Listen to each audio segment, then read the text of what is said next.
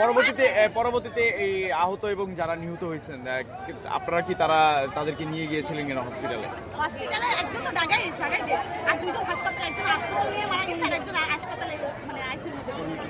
কর্মী তোলা ফেরত দিয়েছে, তারপর ঢাকা মেডিকেল নিছে। আশঙ্কাজনক অক্সিজেন দিয়ে এনটিকে অ্যাম্বুলেন্স। এখন কয়জন আহত হয়েছে এ নিয়ে? তিনজন টোটাল হয়েছে, তিনজন। একজন মারা গেছে ডাইরেক্ট জায়গায়, আর একজন হাসপাতালে মারা গেছে, আর একজন হাসপাতালে ভর্তি আছে।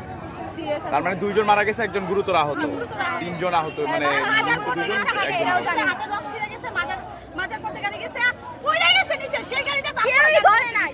মানে আসলে ক্লিয়ার করবেন কি বাস চাপা দিয়েছে নাকি ট্রাক চাপা দিয়েছে, আসলে ক্লিয়ার করবেন। ছোট পিকআপগুলো আছে না, ওইগুলো মানে 7টা 40 সময় যখন রাস্তা ফাঁকা, ওরা পার হইতাছে, হাত দিয়ে সিগন্যাল দিছে, কিন্তু গাড়ি দাঁড় করে নাই।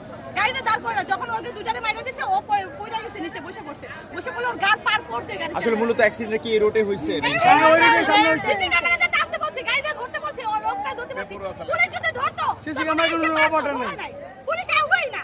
যখন আমরা লাশটা রইছে তাও আউগই না, যখন আমরা গাড়ি অবরোধ করছি তখন পুলিশে দেখে। আসলে আপু এখানে তো ফ্লাইওভার ছিল, মানে ফুটওভার ব্রিজ, আসলে সচেতনের অভাবে আসলে কি হতে পারে কিনা? আপনারা বলছেন ঠিক আছে, ফ্লাইওভার দুইটা, আমাদের গার্মেন্টস হলো মাঝখানে, আমরা যদি ওই পার হয়ে যাই আমাদের 10-15 মিনিটের বেশি লেগে যায়। আবার 7তলা 4তলা মানে দুইটা সিঁড়ি বাইরেও যাও, আবার আমাদের 7তলা উঠতে হয় বাইরে, আমাদেরও তো শরীর।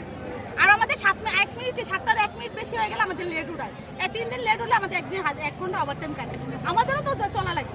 7টাতে ডিউটি, আমরা 7:55 তারাও ধরে কেন? আমরা কি পারতো না পুলিশ? সকালে 1 ঘন্টা ছুটি টাইম, 1 ঘন্টা 2 ঘন্টা প্রোটেকশন দিলে কি হয় পুলিশে? তারা তো সারাদিন বসে থাকে, তারা তো ট্রাফিকের দায়িত্ব পালন করে না, তারা যে সারাদিন বসে ফোন টিপে আর কানের মধ্যে হেডফোন ঢুকায় রাখে, তাদের কোনো দায়িত্ব নাই। তারা যে আমরা যে একটা শ্রমিক, আমরা যে এখানে কাজ করি, কোনো সমস্যাও দেখেন আমাদের কোনোদিন। এখন এই অবরোধ কতক্ষণ পর্যন্ত আমরা আপনাদের চলবে? যতক্ষণ খুনের বিচার না চাই, ততক্ষণ আমরা অবরোধ ছাড়বো না। আচ্ছা, ধন্যবাদ।